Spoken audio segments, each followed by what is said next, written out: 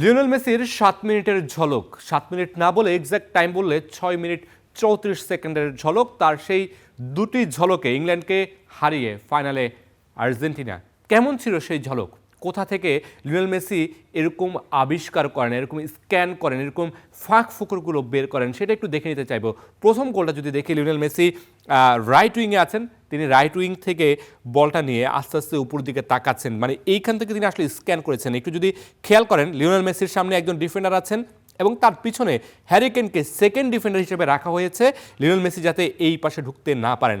এবং এইখানে একটা জিনিস খেয়াল করবেন, এইখানে একজন ডিফেন্ডারকে রাখা হয়েছে এই দুজনকে মার্ক করার জন্য, বা যেই বল পান তার কাছে যাওয়ার জন্য। লিওনেল মেসি কিন্তু ইতিমধ্যে এই সবই স্ক্যান করে নিয়েছেন এবং এই স্ক্যান করার আগে লিওনেল মেসি এই পথ দিয়ে, মানে ডান দিকে আরও দুবার আক্রমণ সানিয়েছিলেন এবং তিনি সেখানে আক্রমণ সানিয়ে খুব বেশি সুবিধা করতে পারেননি। তাই তিনি এবার বিকল্প রাস্তা বেছে নিয়েছেন। আমরা যদি একটু পরের ছবিটা দেখি তাহলে হয়তো বা আরেকটু ক্লিয়ার করা যাবে।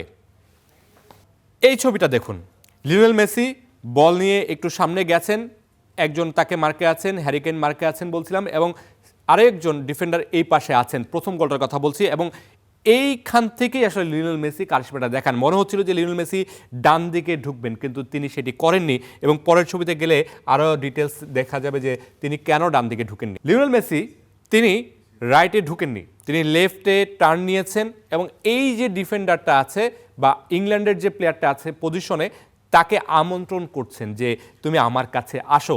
এই যে স্পেসটা পুরোটা ফাঁকা আছে, পুরোটা জোন ফাঁকা, লিওনেল মেসি সেটা বুঝতে পেরেছেন। এখানে দুজন ফুটবলার ইতিমধ্যেই দাঁড়িয়ে আছেন এই ফাঁকা জোনের সুবিধাটা নেওয়ার জন্য, এবং লিওনেল মেসি সেই সুযোগটাই নিচ্ছেন, এই ফাঁকা জোনের সুযোগটা নিচ্ছেন এবং এই ডিফেন্ডারকে তিনি দেখছেন যে তার কাছে টেনে নিয়ে আসছে। আমরা যদি পরের ছবিটা দেখি, লিওনেল মেসি তিনি এই ডিফেন্ডারকে তার কাছে নিয়ে এসেছেন। তিনি বলটা নিয়ে যখন আগাচ্ছেন, এই ডিফেন্ডার স্বাভাবিকভাবেই লিওনেল মেসিকে আটকানোর জন্য সামনে চলে এসেছেন এবং এই দুজন কিন্তু প্রস্তুত।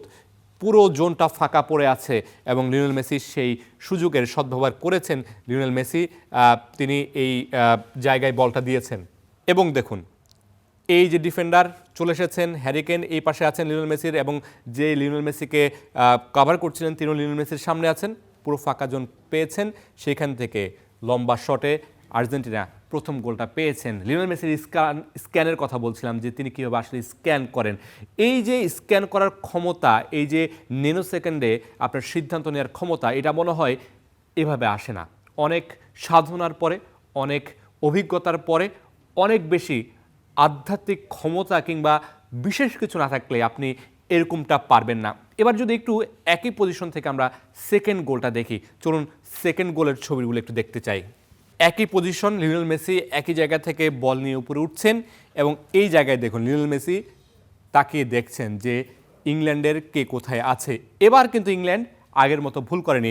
এবারও ইংল্যান্ড দুজনকে মার্কে রেখেছে লিওনেল মেসির জন্য, এই পাশে ভিতরে একজনকে রেখেছে। এবং ইন্টারেস্টিংলি আর্জেন্টিনা যে প্রথম গোলটা করেছে, হ্যারি কেন যে জায়গায়, আর্জেন্টিনা যে জায়গাটায় স্পেস পেয়েছিল প্রথম গোলে, সেই জায়গায় এবার হ্যারি কেনকে তারা দাঁড় করিয়েছে। হ্যারি কেনকে ওই দুজনের জন্য গার্ডে রাখা হয়েছে। পরের ছবিটাতে দেখতে পাচ্ছেন লিওনেল মেসি এবার এদিকে মুভ করেননি, কারণ তিনি জানেন যে এখানে হ্যারি কেন আছেন। তার দিকে কিন্তু দুজন হাত তুলে দাঁড়িয়ে আছে প্রথম গোলটা পাওয়ার পরে, এবং হ্যারি কেন এই জায়গাটা, তার হ্যারি কেনের প্রথম গোলের পজিশনটা ছিল এই পাশে, কিন্তু হ্যারি কেন এবার সেখান থেকে উঠে এসে এই পাশে দাঁড়িয়েছেন যাতে এই স্পেসটাকে কাভার করা যায়, এবং সেটা তিনি করেছেন। এবং লিওনেল মেসির জন্য দুজন এখানে রাখা হয়েছে, এখন থার্ড ডিফেন্স এখানে রাখা হয়েছে। লিওনেল মেসি এর মাঝেও সুযোগটা তৈরি করে ফেলেছেন, সুযোগটা বের করেছেন, তিনি এদিকে রান নিয়েছেন। তিনি এদিকে রান নেওয়ার পরে কি হয়েছে সেইটা একটু পরের ছবিতে দেখাতে চাই। এই ছবিটাতে একটু আলাদা করে নজর দিন। লিওনেল মেসি বল নিয়ে রাইট উইং দিয়ে ঢুকছেন, দুজন ডিফেন্ডার আছেন, খুব বেশি চার্জে যাচ্ছেন না। অনেকেই ভেবেছিলেন যে লিওনেল মেসি এখান থেকে আবারও কাটব্যাক করবেন। প্রথম গোলটা যেভাবে এসেছিল, এনজো ফার্নান্দেজদের পা থেকে যেভাবে গোলটা এসেছিল, সেভাবে আবারও তিনি কাটব্যাক করে সেই জায়গায় যাবেন।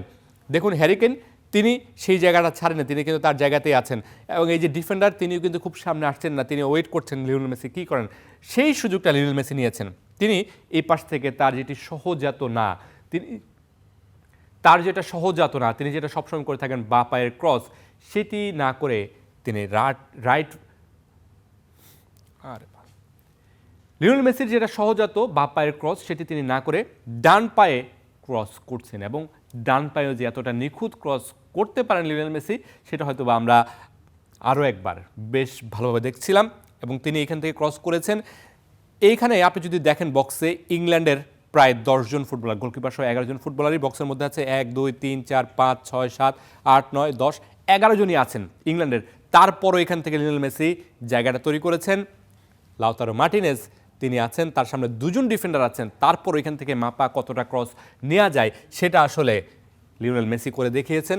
পরের ছবিটাতে আরেকটু ক্লিয়ার হয়ে যাবে।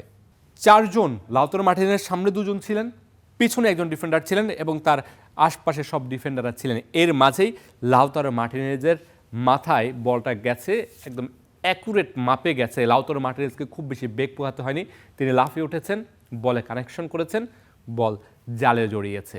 লিওনেল মেসির ইফেক্ট, লিওনেল মেসির যেই সত্তা বা লিওনেল মেসি মাঠে থাকলেই যে নতুন কিছু হয়, নতুনত্ব দেখা যায়, লিওনেল মেসি যে একটা পলকে ম্যাচের চিত্র বদলে দিতে পারেন, সেটা আর আসলে নতুন করে বলার কিছু নেই। আরও একবার নতুন করে লিওনেল মেসি দেখালেন যে ম্যাচের চিত্রপট আসলে কিভাবে বদলাতে হয়, কিভাবে ম্যাচটাকে ঘুরে দিতে হয়, একজনই কিভাবে একটা দলকে ধসিয়ে দিতে পারেন। লিওনেল মেসি সেটা দেখিয়েছেন, পুরো ম্যাচে স্ক্যান করেছেন, শেষ 6 মিনিট 34 সেকেন্ডে 2টো ক্রস করেছেন, 2টো পাস দিয়েছেন, 2টো অ্যাসিস্ট করেছেন। সেই অ্যাসিস্টে ইংল্যান্ডকে হারিয়ে ফাইনালে চলে গেছে আর্জেন্টিনা। এটাকেই মনে হয় বলে লিওনেল মেসি ইফেক্ট।